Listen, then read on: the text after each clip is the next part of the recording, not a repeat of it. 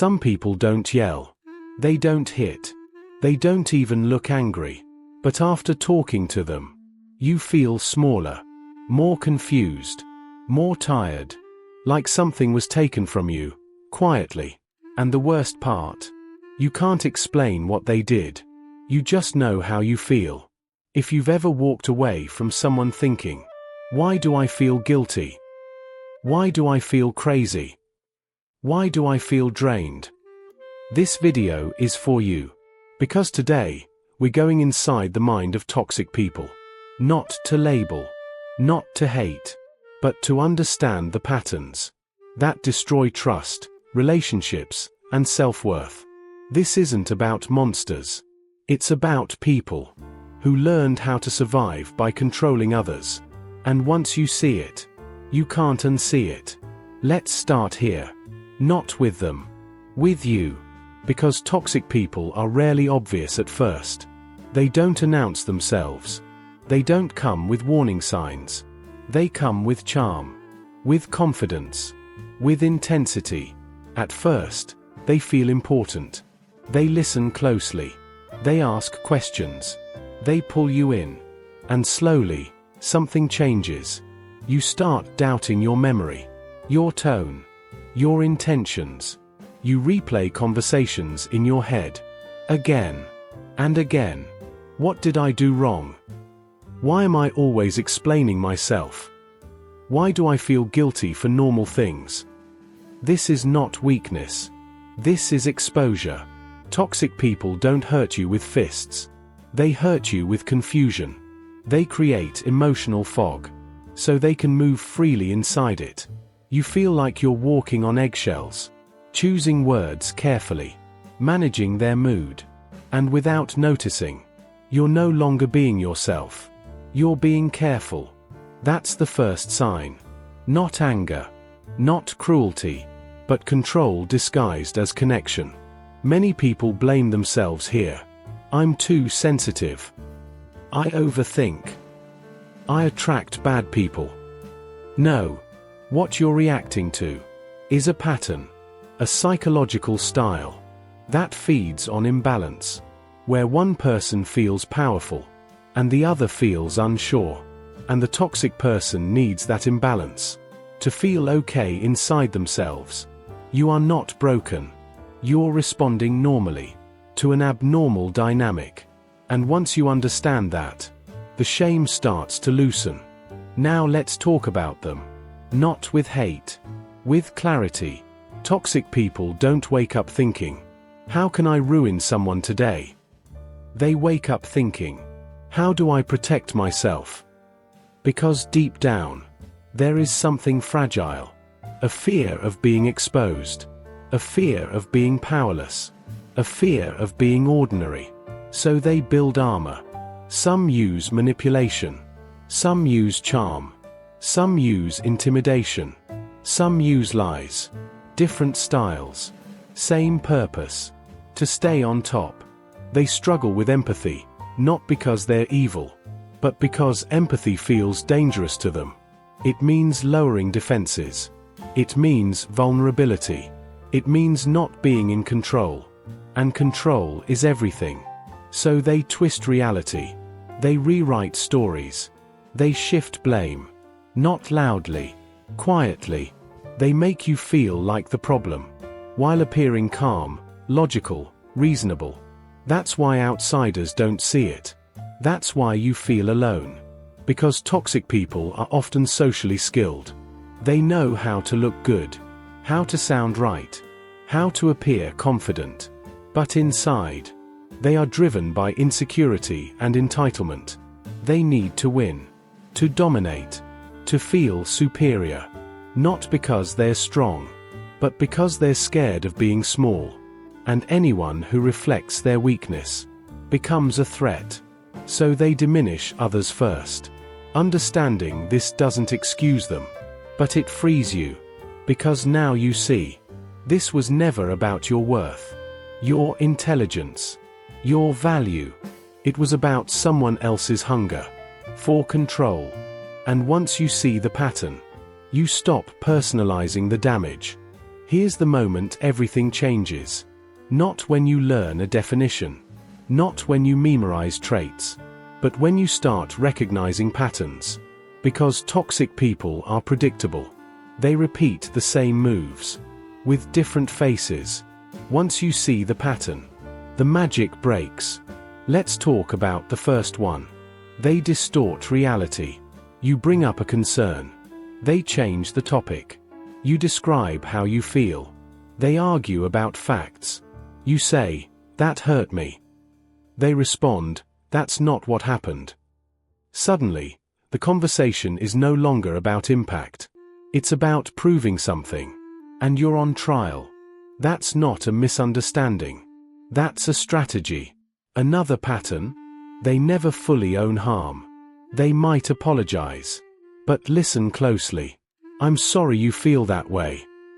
"I'm sorry, but you misunderstood." "I guess I'm just a terrible person then." Notice what's missing? Responsibility. Every apology redirects attention. Back to them. Their pain. Their image. Their suffering. So instead of being heard, you end up comforting. That role reversal is not accidental. Another sign? They test boundaries slowly. Not all at once. Not dramatically. A small disrespect here. A joke that cuts a little too deep. A favor that becomes an expectation. And when you resist, they act shocked, offended, hurt, as if you crossed a line. This teaches you something dangerous. That saying no comes with consequences. So you stop. And finally, the most revealing pattern of all.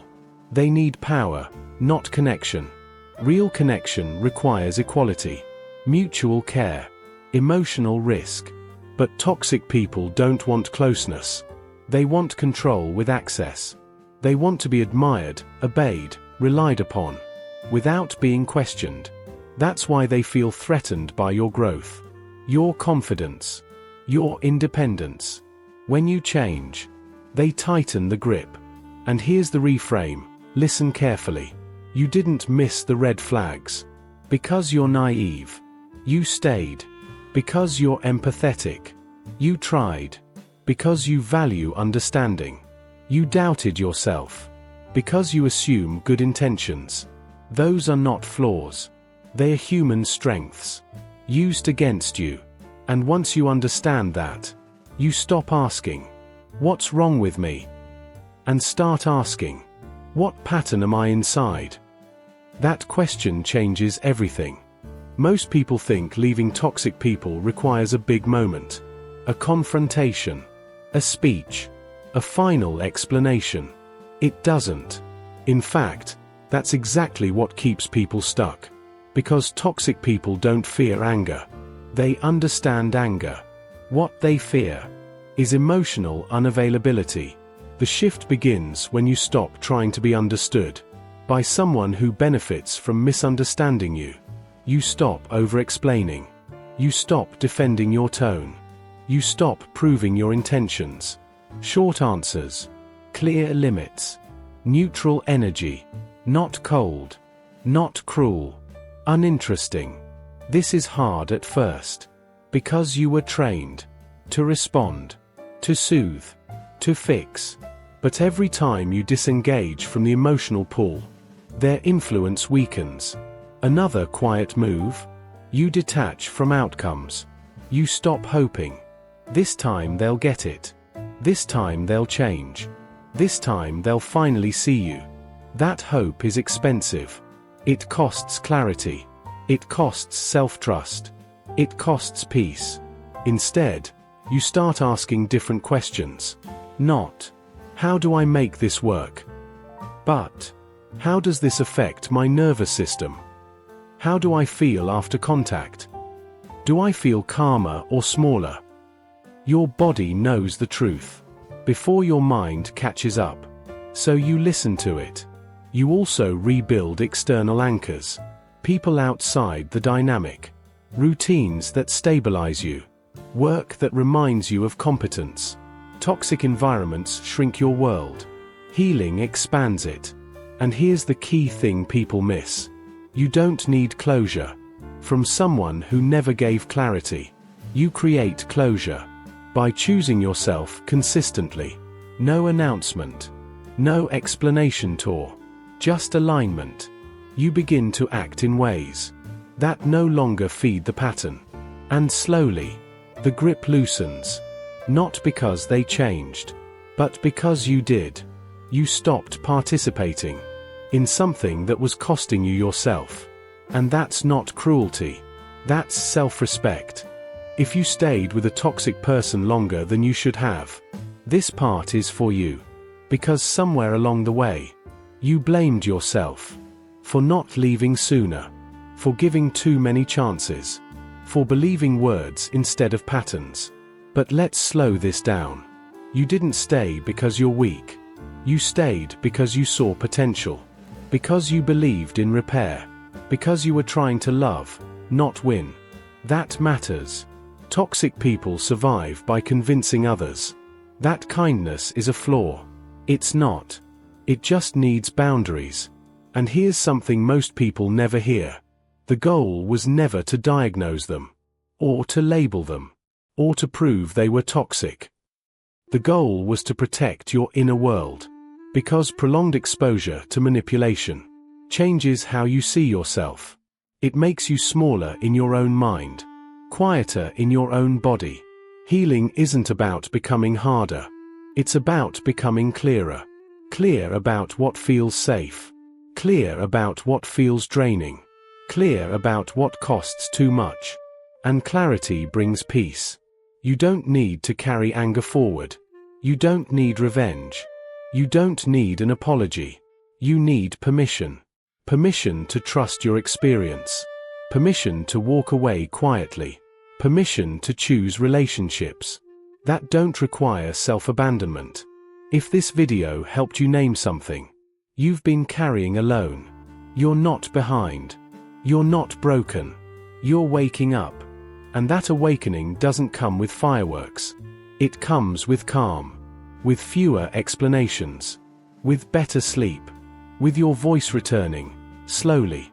And if you want to keep going, there's another video on this channel about rebuilding trust in yourself after toxic relationships. Not to fix you, but to remind you that you were always intact. You just needed a map.